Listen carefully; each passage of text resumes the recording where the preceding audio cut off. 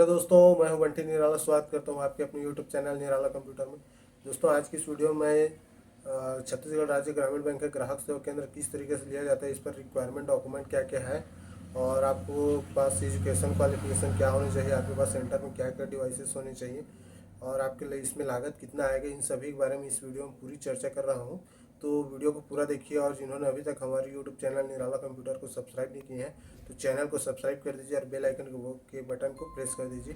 तो चलिए वीडियो की तरफ चलते हैं और हम इस पर पूरा स्पष्ट जानकारी लेते हैं कि छत्तीसगढ़ राज्य ग्रामीण बैंक का कियोस्क किस तरीके से लिया जाता है और कहाँ से लिया जाता है, कितना लागत है, इन सभी सवालों का जवाब इस वीडियो में पूरा आपको देखने को मिल जाएगा। सबसे पहले आपको छत्तीसगढ़ राज्य ग्रामीण बैंक लेने के लिए मतलब इसका कियोस्क पोर्टल एक्सेस आईडी आपको लेने के लिए आपको क्या करना होगा। सबसे पहले तो आपको किसी न किसी एक कॉरपोरेट बीसी, जो कि अभी छत्तीसगढ़ राज्य ग्रामीण बैंक का हमारे है, इसमें 4 कॉरपोरेट बीसी इन्वॉल्व है, जिसमें से मोस्ट पॉपुलर है सीएससी, जो आज कोने कोने में छत्तीसगढ़ के लगभग फैला हुआ, छत्तीसगढ़ क्या पूरे भारत में ही फैला हुआ है इसके वीएलईस। तो इसके माध्यम से भी आप ले सकते हैं। दूसरा है फिया ग्लोबल मतलब फिया टेक्नोलॉजी, इसके माध्यम से भी ये अभी सर्विस के मामले में बहुत ही अच्छा है। इसका भी अभी सीआरजीबी, एसबीआई वगैरह बहुत से बैंक का ये भी सर्विस प्रोवाइड कराते हैं, तो मोस्ट पॉपुलर ये भी है अभी सीआरजीबी के लिए। इसका सर्विस भी बेस्ट है, चूँकि मेरा भी सीआरजीबी है, वो फिया टेक्नोलॉजी से है, तो मैं इसको थोड़ा करीब से जानता हूँ इसका सर्विस के बारे में, तो इसका भी थोड़ा ठीक है। और तीसरा है, यहाँ पे आप लोग जा सकते हैं एनआईसीटी, ठीक है। एनआईसीटी के माध्यम से भी आप छत्तीसगढ़ राज्य ग्रामीण बैंक का कियोस्क ले सकते हैं। ये भी बहुत से बैंक का कियोस्क प्रोवाइड कराते हैं, जैसे एसबीआई हुआ और आपका सीआरजीबी हुआ। इसी तरीके से ये भी बहुत ही बैंक का ये भी कियोस्क प्रोवाइड कराते हैं, ठीक है।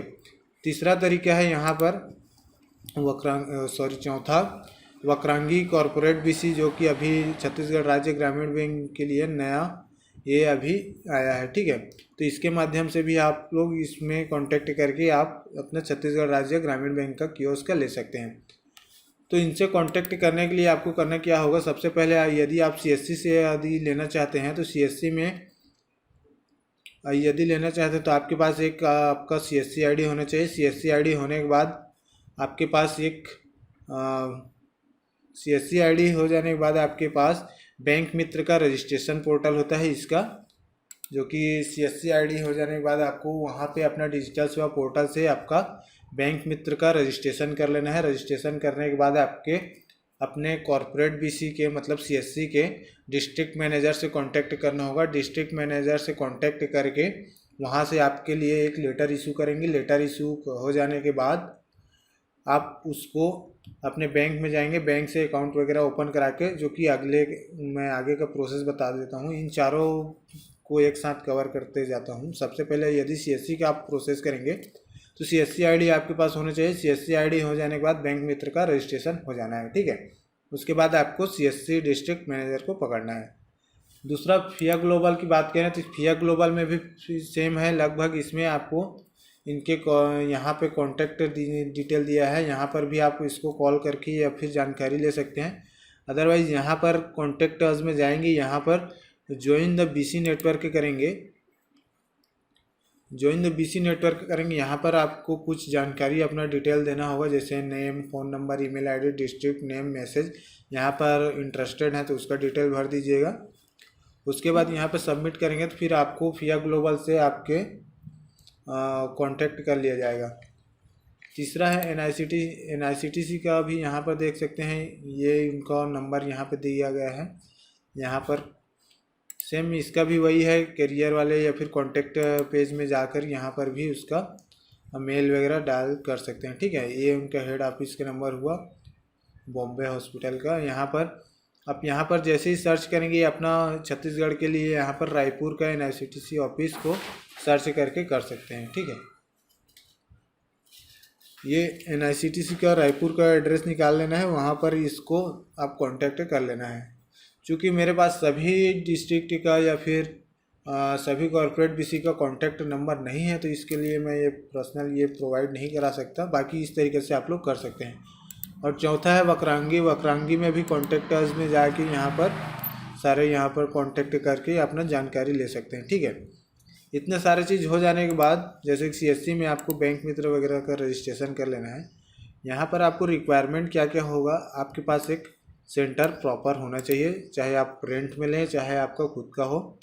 उसका रेंट में यदि आप लेते हैं तो रेंट का प्रूफ होना चाहिए, मतलब एग्रीमेंट लेटर वगैरह जो भी है आपके पास होना चाहिए।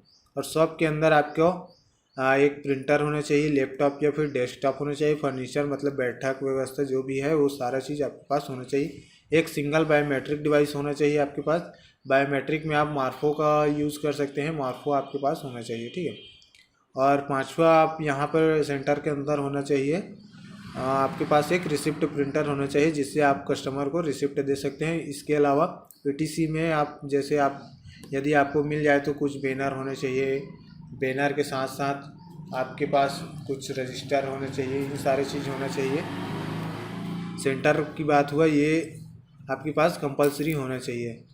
दूसरा चीज़ है एजुकेशन क्वालिफिकेशन में आपको क्या होना चाहिए। सबसे पहला तो आपको कम से कम मिनिमम 12th पास होना चाहिए। 12th पास होने के बाद आपके पास एक कंप्यूटर का बेसिक नॉलेज के लिए आपके पास कंप्यूटर डिप्लोमा यानी डीसीए या फिर पीजीडीसीए या फिर कोई सा भी, मतलब जैसे कोई बीसीए करते हैं तो उनका यहाँ पे चल जाएगा। ठीक है, उसके बाद आईआईबीएफ होना चाहिए। आईआईबीएफ का बीसीबीएफ पास ये कंपलसरी है।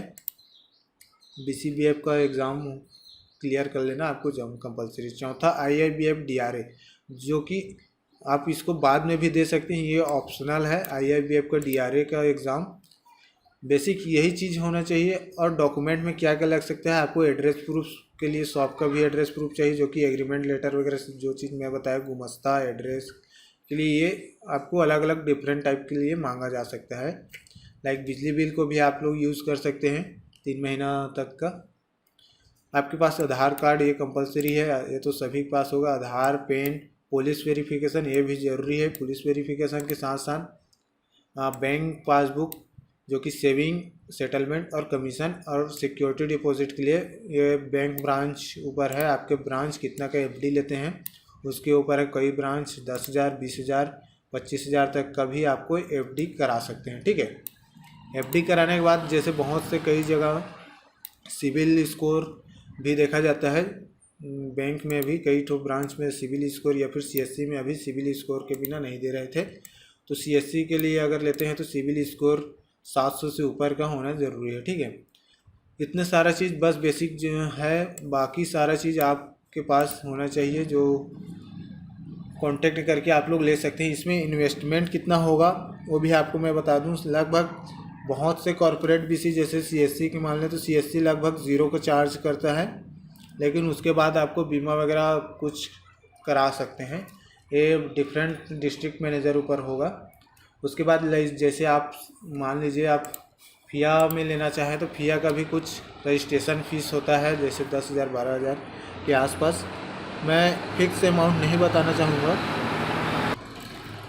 इसका फिक्स अमाउंट इसलिए मैं बताना चाहूँगा, बीच में आप जिससे काम कराते हैं वो भी अपना कुछ परसेंट रख लेता है, सामने वाला में डिस्ट्रीब्यूटर वगैरह जो भी हैं उनको कुछ परसेंटेज दे देता है। इस तरीक़े से आपका लगभग 10 से 15,000 में ये आपका फिया से काम हो जाता है। 15-20 तक में भी आप डिफरेंट टाइप का वो है, उसके अकॉर्डिंग आप लोग यहाँ पर कर सकते हैं। ठीक है, इसमें लगभग मान लीजिए बेसिक है ये 15,000, आप इसमें बेसिक मान लीजिए।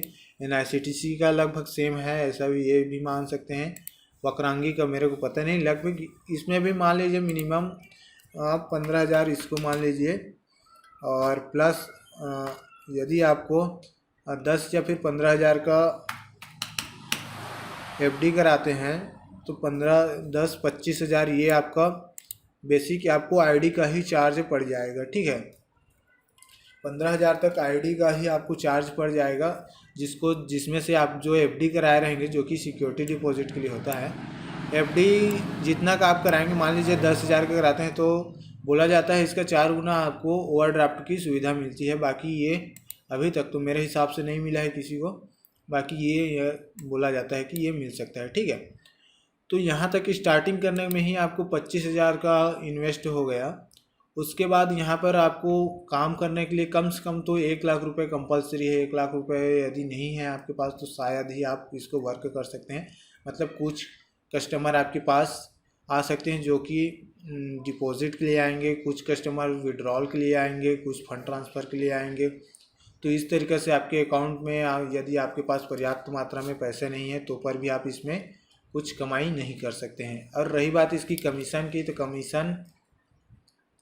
कमीशन इसमें जो आप काम करेंगे उसी हिसाब से आपको कमीशन मिलेगा। 2-4 महीना आपको प्रोत्साहन के रूप से कॉरपोरेट भी से कुछ ज़्यादा अमाउंट आपको दे सकते हैं, लगभग 2,000-2,500 के आसपास ये दे सकते हैं। फिक्स नहीं है कि कॉरपोरेट भी से कितना आपको प्रोत्साहन राशि दे, 2-3 महीना तक ही देता है, उसके बाद नहीं देता है, ये भी याद रखिएगा।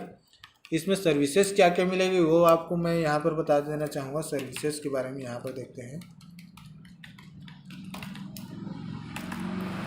AEPS का ऑप्शन आपको मिल जाएगा। उसके बाद अकाउंट ओपनिंग आपको मिल जाएगा।